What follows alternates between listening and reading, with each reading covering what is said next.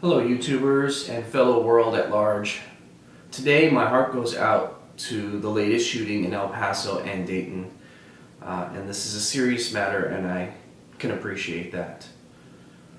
But this video could have been made a year ago, multiple years ago, or a year in the future.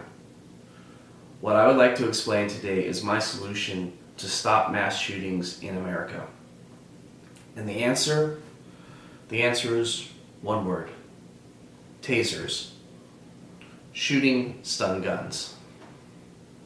And then your question may be, well, who and where do we put these stun guns?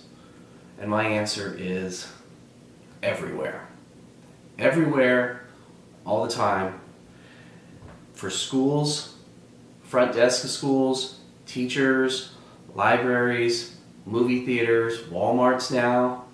Arm everyone with handheld tasers, non-lethal shooting stun guns. I'll give you 3 reasons why I believe this solution will work and 3 top objections that I believe we can overcome.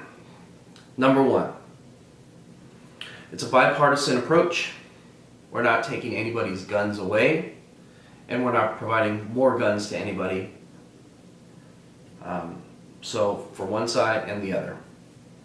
Second, is you can get to the shooter much quicker. In the most recent Texas El Paso shooting at Walmart, it took 6 minutes, I believe, for the police to get to the shooter at Walmart, which is very fast, and we applaud the servicemen and the policemen that did get there. But if we had stun guns, let's say they were 5 or 10 within in a front of a school, or the Walmart had the manager and a couple of tellers and whatever the assistant manager have, all in that area, we can get to them within the first couple of minutes, I believe, which could end up saving many lives. And third and most important is it's non-lethal. One of the worst case scenarios, maybe a student would break into the teacher's desk and get one of the stun guns, or even shoot another student with it, which is bad, but if that's the worst case scenario, it's non-lethal. Might even make for a funny video, not to make light of it. And then let me also just try to overcome some of the challenges that I believe many people will put in the comments and that you might have out there. Feel free again to add in the comments something that you would like me to address, or even if you want to tell me to go tase myself in the next video, subscribe. I'll be making more of these videos and I will try to address them the best I can. Number 1 is, why would somebody with a taser or non-lethal gun get in a gunfight with somebody with a lethal pistol or rifle or assault rifle? It's just not a fair fight, which is true and legitimate. So let me kind of explain. Of course, this is not the best case scenario, but I envision either possibly a scenario where a shooter was coming into a classroom or a room where there's no other alternative and their back is against the wall, possibly a teacher with students behind them, and it's a self-defense situation. That you either shoot the person with the taser and they fall to the ground, or it was your only option. Second would be, I envision the best way would be multiple people with multiple tasers to come up to a shooter when they're reloading, or their back is turned, or on a surprise attack, or when they're reaching for something, or when they're putting the gun down for a moment, would be the best scenario to shoot with the taser. Second is, why not leave it to the professionals? I see many people that suggest hiring policemen or off-duty police officers, or even security guards to come into the school, or put x-ray machines to the school. And really, a couple answers I would have to that would be, 1 is cost. Obviously this would cost a lot more to have a full-time person there for many hours and different solutions, and they just can't be everywhere. Second would be bringing additional guns into a school or a library or a Walmart could accidentally cause more damage than good. And then lastly is accuracy, which is true. These tasers, and I'll show you here in a moment with the one that I have, tasers shoot barbs about 15 feet, and they're not 100% accurate.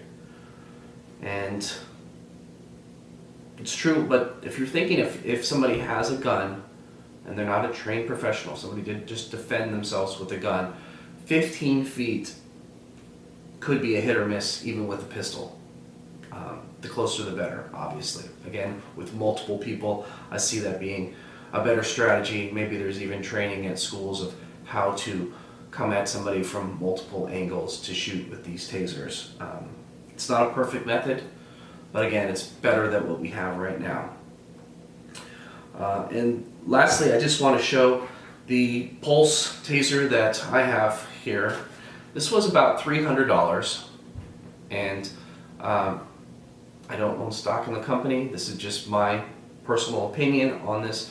They come in a range from about $300 up to $1,000 for the better quality ones. There's no license needed, there's no certificate needed to just purchase one. If you do shoot somebody with the taser and the barbs make contact, it is neuromuscular incapitation, so it just basically freezes their muscles and they fall to the ground. I believe it lasts for 30 seconds. You can look it up to make sure.